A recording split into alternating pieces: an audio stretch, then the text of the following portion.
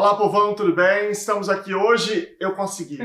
Eu tenho que ganhar um prêmio, hein? Trazer essa mulher aqui. Não, e conseguiu mais coisa, ele vai contar aí pra vocês, que é... Nós vamos fazer uma série, por isso que nós estamos num lugar diferente, né? A gente vai falar de coisas pessoais hoje. Nós vamos fazer uma série sobre protocolos de avaliação. As pessoas sempre me pedem isso, e eu nunca fiz por um motivo muito simples. Não é uma área de expertise. Né? Tá com a Aida aqui, eu vou falar sobre protocolo? Não faz o menor sentido. Vai. E nós vamos começar hoje falando sobre a... AFOS. A AFOS é um protocolo que vai avaliar as habilidades funcionais de vida. E a gente tem uma surpresa para vocês sobre esse protocolo. Eu vou deixar o Luciano falar, porque ele já é garoto propaganda mesmo. Isso, nós vamos falar sobre a AFOS, vamos explicar, e a gente vai seguir sempre uma sequência, uma mesma sequência, para falarmos sobre os protocolos, tá? E a gente vai fazer com todos, apresentando isso, e aí no final a gente descreve exatamente o que tem aí de novidade para vocês. E além disso, nós vamos usar aqui uma apresentação de PowerPoint que ela fez, ela está fazendo com essa estrutura para todos os protocolos. A gente vai colocar nessa apresentação também um conjunto de referências bibliográficas para quem quiser ler, entender melhor a evidência científica, e vamos colocar aqui embaixo o link para quem quiser baixar essa apresentação, porque senão as pessoas ficam doidinhas tirando um F5, print, para poder ter acesso a tudo. Pode ficar tranquilo, depois vocês podem baixar. E assim, eu vou dedurar um dos motivos que a gente está aqui. Ele nem sabe que eu ia dedurar ele, mas eu vou dedurar.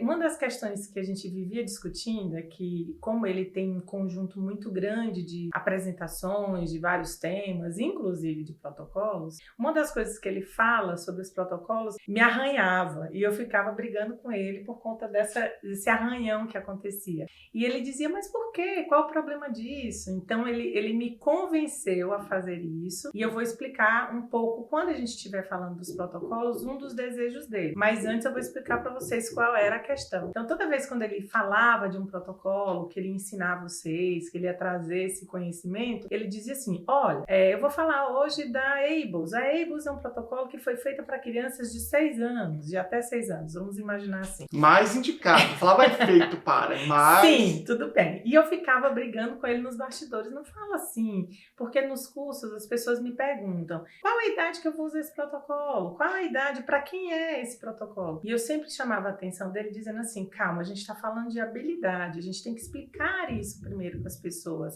porque senão elas vão empacotar essa informação e separar, né, em categorias, e isso às vezes não é legal. E a ideia dele é que a gente fale desses protocolos, explique um pouco sobre isso para ampliar a visão que a gente tem, embora a gente vai fazer de uma forma bem organizada, que ele vai mostrar, mas que a gente amplie um pouco essa questão sobre a aplicação, a idade, quem são as pessoas, etc. Então a ideia é a gente falar quem são os autores, para qual é o perfil, quais as habilidades que são avaliadas, qual é a estrutura do protocolo, quem pode aplicar, como que aplica, né, o que precisa de antes, de preparação antes para aplicar, enfim, todos esses processos a gente vai apresentar aqui. E depois que você faz essa avaliação com esse protocolo, como é que você converte isso para poder fazer o plano de tratamento especificamente, né? E algumas dicas para produzir o relatório. Então, o primeiro tópico aqui, a gente fala primeiro do tema, né, do título, que a gente já falou, e agora, quem são os autores? Os autores da AFOS é o Dr. James Parrington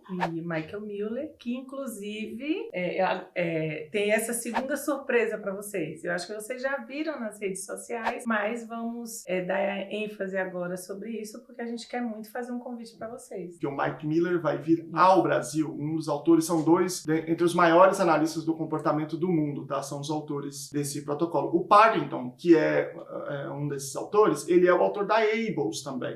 E aí depois ela vai falar um pouco dessa relação. Quais são os tipos de habilidades? Vamos lá. A AFOS é um protocolo muito abrangente, né? Então, só para vocês terem ideia, são mais de 1.900 habilidades referendadas ou ampliadas dentro do protocolo. Então, o que a gente vai verificar nessa avaliação é um rastreio enorme nessas habilidades que são essenciais para a independência e autonomia na vida das pessoas, né? Então, o olhar mais direcionado são essas habilidades funcionais, essas habilidades para para a vida, habilidades de vida que a gente precisa desenvolver nos nossos pacientes e que, se não forem desenvolvidas diretamente por eles, alguém tem que desenvolver essas habilidades. Então, essenciais por quê? Porque se não for o próprio sujeito que vai desenvolver isso, alguém tem que ser treinado para desenvolver junto com ele. Então, não tem como a gente não trabalhar ou não buscar essas habilidades. E elas são divididas em muitos domínios, né? Em muitas áreas, que daqui a pouco a gente vai especificamente citar elas. Mas são habilidades que estão relacionadas a domínios escolares, domínios vocacionais, habilidades de vida independente, são todas cobertas pelo protocolo. Isso é um critério importante que ela colocou aqui no processo de seleção de alvo, né? Você precisa se perguntar, olhar para a habilidade e se perguntar, se o indivíduo não fizer, alguém vai precisar fazer por ele? Então, por exemplo, vamos imaginar que eu queira ensinar alguém a jogar videogame. Se ele não aprender, alguém vai precisar jogar por ele? Não estou dizendo que não é importante, mas mais importantes são aquelas que alguém vai precisar fazer por ele. Por exemplo, se ele não tomar banho, alguém vai precisar dar banho nele? Sim, isso vai, é imprescindível. Sim. Então, ela é uma habilidade funcional que é uma prioridade no processo de ensino de pessoas com deficiência, porque a gente sempre está buscando autonomia, esse é sempre o nosso maior objetivo. Então, guardem esse critério que ela enunciou aqui. Hein? Quando que eu escolho este protocolo? Então, é uma pergunta bem abrangente, por quê? Porque, na realidade, a EIFOS, embora pensada para muitos alvos na vida adulta, muitos alvos na vida madura, por exemplo, a questão da sexualidade, né, que é tão ampla. Então, se eu for imaginar que eu vou trabalhar uma determinada habilidade do sujeito tomar cuidado nas redes sociais, é um dos alvos da EIFOS, por exemplo. Se ele sabe entrar com segurança numa rede social, se ele sabe mensurar quem são as pessoas que ele fala ou se comunica numa rede social, por exemplo. É uma habilidade que está lá na frente, né, que uma criança pequena não desempenha, por exemplo.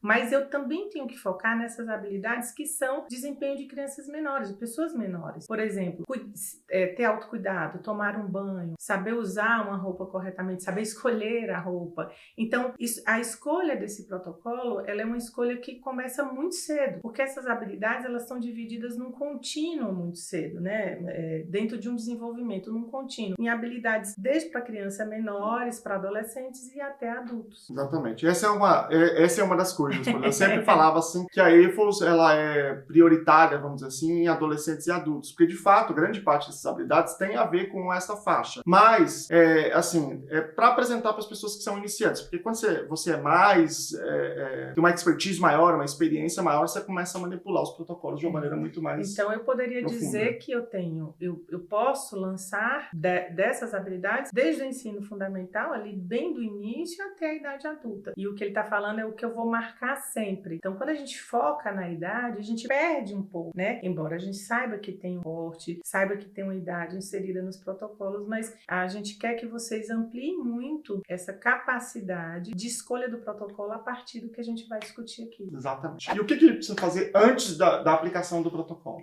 Olha, gente, todo e qualquer protocolo de avaliação comportamental que prepara, né, esses alvos para a futura intervenção, a gente tem que ter um preparo antes, a gente tem que ter um momento de pré-avaliação. Esse momento de pré-avaliação consta de coletas indiretas e que devem ser muito bem planejadas pelo analista do comportamento, né, pelo profissional mais experiente para isso. Então, coletas indiretas da história pregressa de vida do sujeito, né, saber se ele fez outras terapias, como foi o resultado dessas outras terapias, saber como é o ambiente doméstico, a história de saúde, né, medicamento, como foi, né, a história escolar desse sujeito, qual a pretensão da família em relação a esses objetivos. Então, a gente tem que fazer toda uma parada dessa situação anterior, essa situação do histórico familiar, a situação medicamentosa, até a situação atual, do que se espera, né, naquele momento, por que está se buscando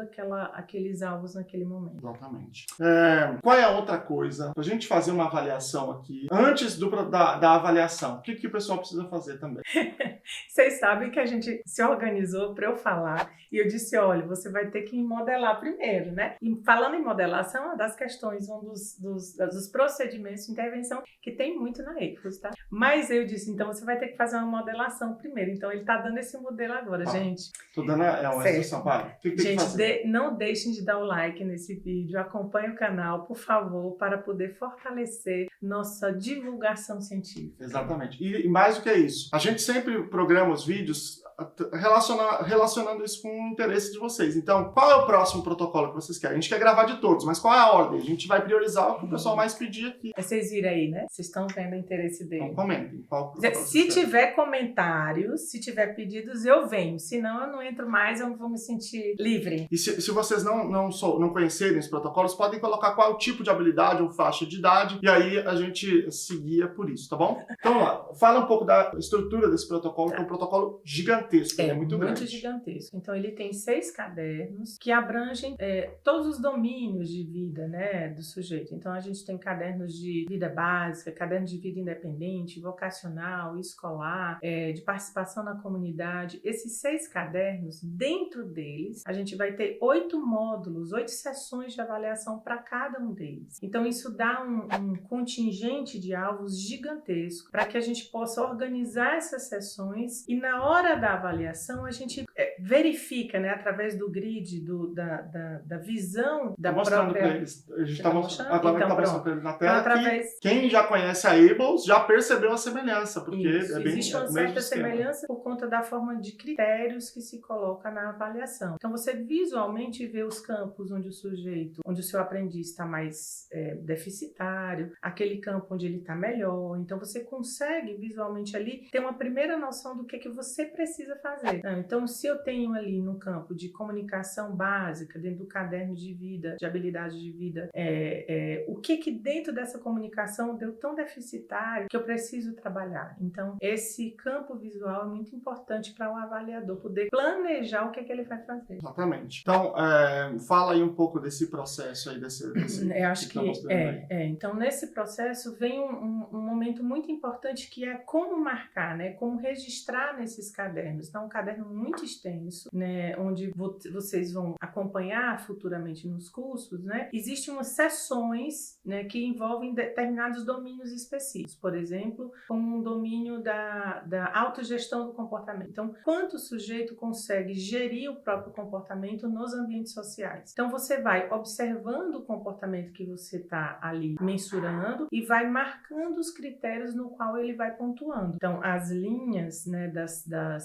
desses domínios vão te dar a possibilidade de você ver o crescente. Quanto daquele domínio aquele seu aprendiz possui ou não dentro daquela área. E você vai fazendo sua marcação e verificando o que precisa ser feito. Então, dentro do grid tem tipo umas colunas, e aí você vai observando uma por uma daquelas habilidades isso. E você vai marcando. Só que é importante dizer, uma coisa que você sempre fala nos cursos, principalmente de Ables, né, que eu já vi, que você não quer dizer necessariamente que cada um é uma sessão ou uma observação específica. Você pode ter uma atividade em que o indivíduo vai mostrando várias dessas habilidades. Né? Só que na AFOS é um pouquinho diferente de como está estruturada a AFOS. A AFOS está estruturada, e aí nos cursos ou nas formações vocês vão ter a oportunidade de verificar isso. Nos domínios, ela está estruturada em pequenas colunas que se interrompem. Então, existem colunas que estão interrompidas por um espaço, né? Por quê? Porque os autores eles foram tão brilhantes que eles pensaram naqueles domínios separar por organização do ambiente, por grupamentos de tarefas que o sujeito faz. Então, por exemplo, se o sujeito tem habilidades na mesa, né, de comer com garfo e faca, de usar a louça de forma correta, de organizar essa louça. Então, eu tenho vários instrumentais lá. Organizar a louça, usar talher, organizar a mesa, retirar a mesa. Então, está separado dentro desse contexto, desse arranjo ambiental, dentro do próprio domínio que você vai avaliar. Então, só para a gente falar um pouco da importância dessas habilidades funcionais, a gente pode até lembrar algumas delas. Você falou desse da mesa, que é importantíssimo, né? Atividades de higiene, que não precisa nem falar, a gente já deu o critério, né? Se alguém precisar fazer para o indivíduo. Por exemplo, ele conseguir andar de ônibus sozinho. Sim, a participação na comunidade. Se ele sabe se deslocar dentro da comunidade dele. Né? Primeiro, se ele sabe se deslocar caminhando, né? Se ele identifica pontos que ele precisa ter acesso dentro da comunidade, uma loja, fazer uma compra, como ele faz essa compra, se ele consegue pegar um Uber, né? Se ele consegue fazer esse pagamento, se ele consegue pegar um ônibus, como é que ele pega esse ônibus. Então, existe todo um como é que eu posso dizer, uma abrangência dessas habilidades dentro do campo de vida da pessoa, né? Em várias áreas bem específicas. E elas já estão bem descritas, né? Tem uma análise da tarefa para a gente analisar ponto por ponto. Porque se você pensar, por exemplo, pegar um ônibus e descer em algum lugar, envolve muitos passos, né? Eu tenho que localizar o ponto, eu tenho que determinar para onde eu vou, qual é o ônibus que é, encontrar o ponto, observar antes do ônibus chegar, dar o sinal, entrar, emitir um comportamento de civilidade, bom dia ali para a pessoa, pagar, encontrar lugar para sentar, observar o que eu tô acontecendo, ou ficar em pé, né? Observar antes de chegar no lugar, que vai chegar no lugar, para poder identificar como que comunica o motorista, comunicar, e aí quando abrir, eu já tenho que ficar perto da porta para descer. É treta, é muita coisa. Já explicou, né? Então, esses domínios, eles são organizados dentro dessa análise de tarefas. Então, isso permite que o analista do comportamento consiga produzir, né, os alvos de maneira muito fácil, facilitada para organizar essas tarefas, já que eu tenho ali um rol de habilidades que estão organizados em critérios, em domínios que vão ficando cada vez mais próximo da sua finalidade, do seu alvo final. Algum outro elemento importante que você acha que precisa falar para as pessoas sobre o protocolo? Sim, eu acho que uma das coisas mais importantes dentro da EIFOS é que, embora não esteja claramente, isso é importante para as pessoas entenderem, antes de mais nada, a gente precisa estudar bastante o protocolo, né? Porque a gente só vai ter expertise neles se a gente conhecer as tarefas. A gente precisa compreender essas tarefas que estão lá. Então, quando ele fala da importância, é isso. A EIFOS não está lá. Habilidades sobre que envolve o desempenho ou desenvolvimento da sexualidade do sujeito. Não vai estar lá específica, mas você vai ter que conhecer o protocolo porque você vai ter um rol de habilidades que envolvem esse conhecimento. Da mesma forma que não está lá específico na EIFOS habilidades sociais, mas temos muitos alvos que envolvem habilidades sociais. Participação na comunidade, que ele acabou de falar, por exemplo, né? Você conseguir falar para o outro, olha, aqui é a minha estação, aqui eu tenho que descer, então que habilidade social é essa? Então, eu tenho, isso aí eu entendo, esse negócio de andar de ônibus eu entendo. E quando você vai chamar o ônibus, você tem que pensar na vida real. Sim. E tá quebrado o negocinho, a paradinha lá, a cordinha. Antes era cordinha, agora tá sendo mais botão. E quando tá, você tem que ter a habilidade para dizer, o meu é o próximo. E é difícil essa habilidade. Ela não é fácil. A gente tem que pensar nessas situações de vida real, todas essas possibilidades. E isso é um aspecto importante, porque você precisa conhecer o protocolo inteiro para entender onde estão aquelas outras habilidades que é tão importante para você desenvolver. A própria planilha em si, ela tem atividades, ela tem habilidades que são, como a gente está referindo, que habilidades são funcionais para a vida do sujeito, embora eu tenha ali habilidades que estão ligadas diretamente a uma compreensão, a um aprendizado, né? Para ficar mais fácil para vocês, uma habilidade mais cognitiva, digamos assim. Então, vamos imaginar que uma das habilidades para a vida independente é o sujeito separar as roupas do guarda-roupa, né, Luciano? Depois a gente pode falar isso. Se você quiser aplicar em mim. E separar roupas do guarda-roupa, organizar por cor. Então, se eu quiser organizar por cor, né, seria uma boa, né? Se eu quiser organizar por cor. Então, ele precisa saber dessa habilidade, né? Separar por cor, que critério é esse? Roupas com manga e sem manga, roupas que têm a mesma cor, roupas que têm o mesmo tamanho. Vocês entendem? Então, eu tenho ali outra função, eu tenho outras habilidades que têm outros teores ali dentro que eu preciso trabalhar com o sujeito. E são nessas atividades que outra coisa importante da tabela. Eu tenho habilidades mais formalizadas, que precisam de uma testagem mais direta e não só a observação, mas precisam de uma testagem mais direta para eu aplicar com o sujeito. Perfeito. Vamos lá. Como é que aplica?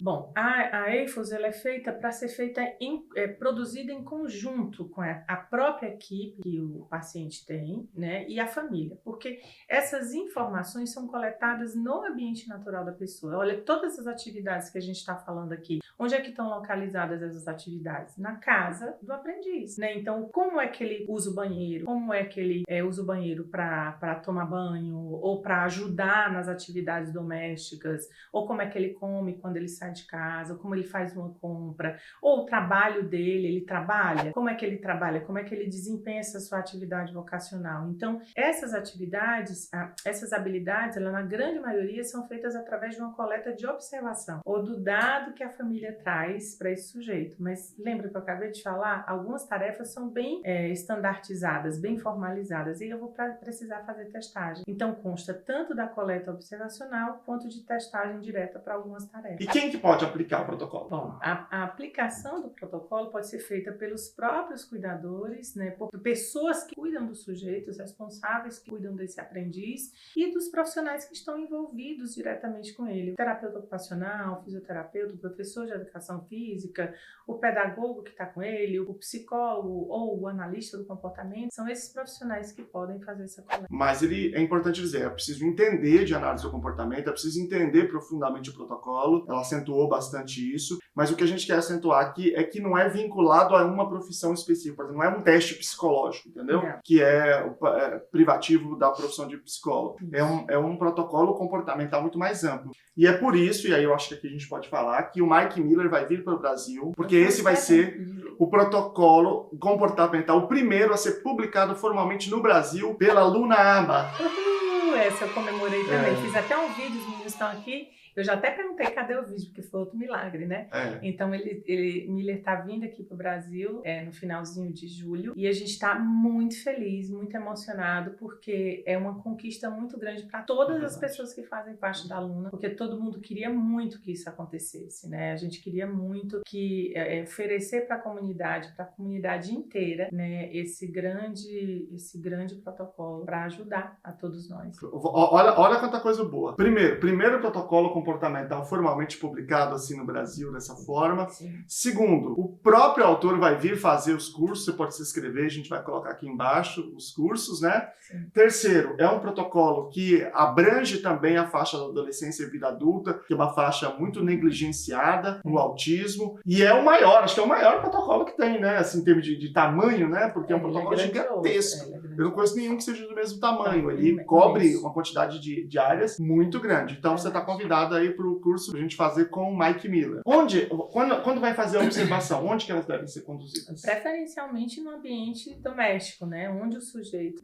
o aprendiz vive, dorme, come, usa os instrumentais de vida que ele precisa, dentro da comunidade, ele está na escola onde ele está inserido. Então, preferencialmente nessas condições. Dificilmente, só em algumas tarefas muito específicas, como eu falei, que vai ser possível aplicar no consultório, mas dificilmente. Então, e aí, como a gente está falando, no mercado, tem que aprender a fazer compra no mercado. O mercado próximo da casa dele, ou os mercados próximos, eventualmente são muito diferentes de outros mercados que são mais próximos da clínica, que tem outra estrutura de pagamento, de caixa, de tudo isso. Então, quanto mais próximo da comunidade dele, melhor. Ônibus, né? Cada lugar é diferente. O lugar onde você entra no ônibus, como é que você paga, tudo. Então, de preferência naquilo que é próximo da comunidade dele. E quantos são os observadores? Em geral, a recomendação é que seja pelo menos 2 pessoas fazendo essa observação e coleta. Até porque a gente, agora colocar na fala do Lucelmo, né? Se a gente está lidando com aprendizes que muitas vezes, né, têm um nível muito grande de dependência para essas atividades, vai ser necessária ali colaboração dos próprios observadores para algumas situações de observação e testagem. E também pode ocorrer eventuais alterações, né, de comportamento e que vai precisar de manejo do comportamento em algumas situações. Isso pode acontecer, né? Então, de que forma a gente pode trabalhar sempre na prevenção e no cuidado a esse aprendiz? Então, o ideal é que uma pessoa só, para fazer essa coleta diante de algumas variáveis, vai ser mais complicado. Como é que faz? Vamos imaginar que eu fiz a aplicação. Quais são os cuidados? O que eu faço com esse material? Como é que eu transformo essa avaliação num plano de tratamento? Eu acho que a parte mais difícil é essa, né? Porque, embora quando vocês forem observar erros e vocês forem analisar, por exemplo, a linha, né, que a gente já comentou aqui, relativa àquela tarefa, àquela habilidade que você está observando. Então, a própria AFOS, ali no delineamento dela, ela traz o nome daquela tarefa, daquela habilidade que o sujeito está sendo proposto para ser avaliado, os critérios que estão envolvendo, o objetivo, né? Um exemplo da pergunta que você pode se fazer para entender qual é operacionalizar bem aquele seu alvo e os próprios critérios. Então, na tarefa, vocês vão perceber que está mais ou menos disposto posto nessa minha descrição verbal aqui para vocês. E aí vocês vão ter que transformar essa descrição que eu falei agora em um plano terapêutico. E essa é uma parte muito difícil, né? Porque precisa de bastante habilidade desse analista do comportamento para que ele transforme isso em um plano de trabalho plausível para esse sujeito, né? Que seja realmente viável para ele. Então, Luciano, eu vou pegar só um toque que ele falou. O supermercado próximo de casa. Então, quando eu penso e planejo, por exemplo, que ele vai executar uma compra, que ele identifique o dinheiro, que ele vai executar uma compra, embora aqueles critérios se referenciem àquele alvo, eu posso necessitar de uma certa adaptação por conta desse supermercado, por conta desse sujeito, por conta da forma como está disponível para aquele delineamento ambiental aquele alvo. Então, uma das questões mais difíceis é transformar isso em um dado para o plano. Então, é preciso realmente que a gente pegue o critério dessa tarefa e transforme num domínio possível para o sujeito a partir do que ele seria capaz de fazer. Não é uma tarefa fácil, não, mas cada coisa avaliada vai... A partir do momento que eu sei que ponto que ele está, eu vou fazer um plano para ele poder aprender. Uhum. E aí, uma outra coisa que a gente esqueceu. Se a gente está falando que o protocolo é imenso, precisa aplicar o protocolo inteiro? Não, isso é uma questão interessante, porque muita gente me pergunta nos cursos, né? Então, imagina, você tem um protocolo com o número de domínios que eu falei aqui, 6 cadernos, 8 domínios e a quantidade de alvos que isso vai te dar. Não, você pode utilizar um domínio específico, por exemplo, do vestir-se, né? Do utilizar as instrumentais da sala de aula, né? Da rotina de sala de aula, por exemplo, com esse sujeito especificamente. Então, isso vai te ajudar muito a montar um plano para focar aquilo que você está precisando. Então, não é necessário que você faça ela inteira ou toda. Então, você pode usar, sim, domínios específicos para você criar um plano de trabalho. Dá uma dica para o pessoal. Depois, além do plano de tratamento, eu tenho que fazer um relatório dessa avaliação. Dá aí alguma dica, pessoal? Vou dar uma dica que eu faço, né? Então, eu separo os domínios específicos que eu estou avaliando e, em geral, eu pego aquele domínio, né? E avalio, por exemplo, as habilidades que o sujeito conquistou, né? As lacunas que o sujeito apresentou e eu traço ali uma interseção entre por que acontece aquelas barreiras com aquele sujeito, as lacunas, como é que eu elimino aquelas barreiras para atingir aquele alvo. Então, eu prefiro trabalhar assim porque eu acho que fica mais fácil para a família e para os profissionais que estão trabalhando comigo compreender aqueles domínios. Agora, fala um pouco para as pessoas, qual foi a sua experiência? Sua experiência é positiva, negativa, cansativa? Quando você utilizou aí, o que você sentiu?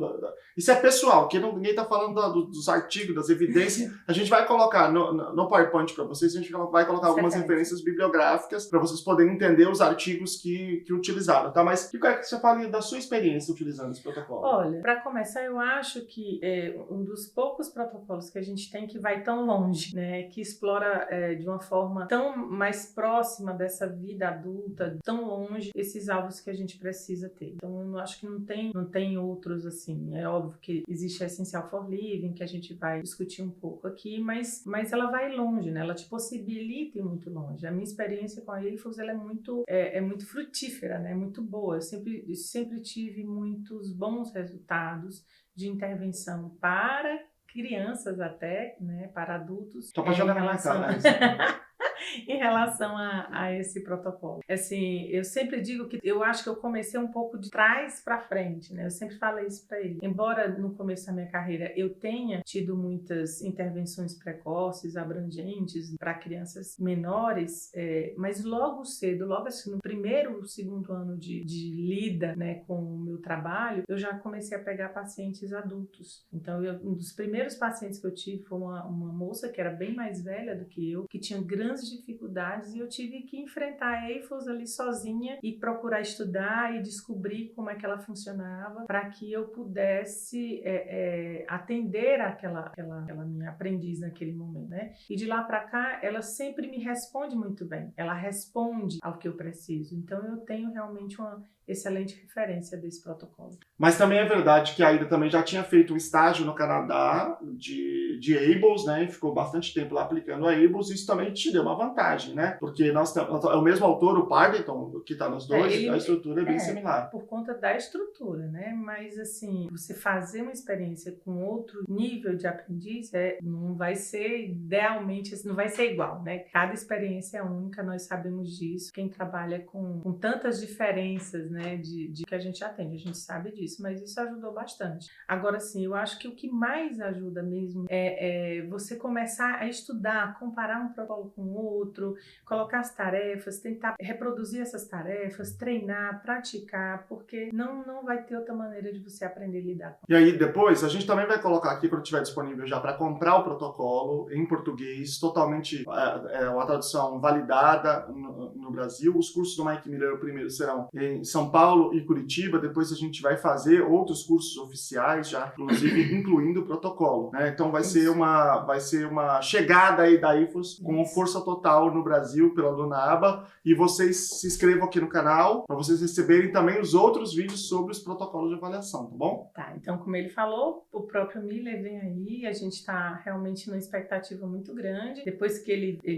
fizer essa primeira apresentação, trouxer esse start para a gente, a aluna vai continuar oferecendo o curso, só que agora quem vai oferecer o curso sou eu. Vocês vão fazer esse curso. Você já vai melhorar o curso. Depois que o Miller for, vai melhorar, vai subir. Olha aí, tá vendo? Aí, tá vendo? Ele tá dizendo, sou eu não, viu, gente? Depois vocês dizendo que eu disse coisa aí.